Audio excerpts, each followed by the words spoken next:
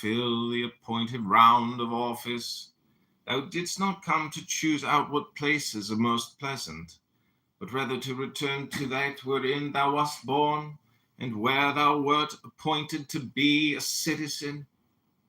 Try to enjoy the great festival of life with other men. But I have one whom I must please, to whom I must be subject, whom I must obey, God, those who come next to him. He hath entrusted me with myself. He hath made my will subject to myself alone, and given me rules for the right use thereof. Rufus used to say, if you have leisure to praise me, what I say is not. In truth he spoke in such wise that each of us who sat there thought that someone had accused him to Rufus. So surely did he lay his finger on the very deeds we did, so surely display the faults of each before his very eyes. But what saith God? Had it been possible, Epictetus, I would have made both thy body of thine and thy possessions free and unimpeded. But as it is, be not deceived, it is not thine own, it is but finely tempered clay. Since then this I could not do, I have given thee a portion of myself, in the power of desiring and declining, and of pursuing and avoiding, and in a word the power of dealing with the things of sense.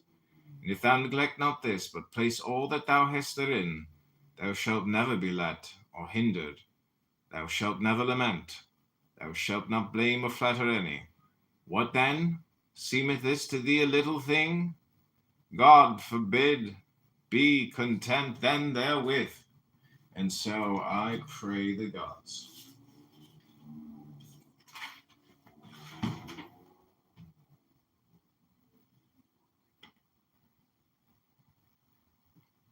That is part 2 of Epictetus.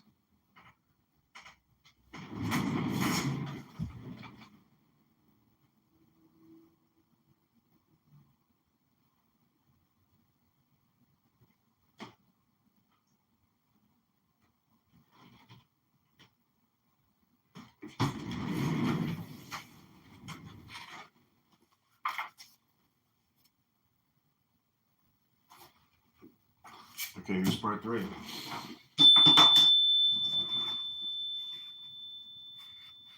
What saith Antisthenes? Hast thou never heard?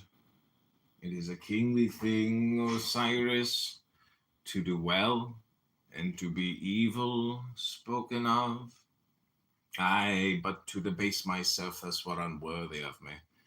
That, said Epictetus, is for you to consider, not for me. You know yourself what you are worth in your own eyes, and at what price you will sell yourself. For men sell themselves at various prices. This was why, when Florus was deliberating whether he should appear at Nero's shows, taking part in the performance himself, Agrippinus replied, appear by all means. And when Florus inquired, but why do not you appear? He answered, because I do not even consider the question. For the man who has once stooped to consider such questions and to reckon up the value of external things is not far from forgetting what manner of man he is. Why? What is it that you ask of me? Is death preferable of life or life? I reply, life. Pain or pleasure? I reply, pleasure. Well, but if I do not act, I shall lose my head. Then go and act. But for my part, I will not act. Why?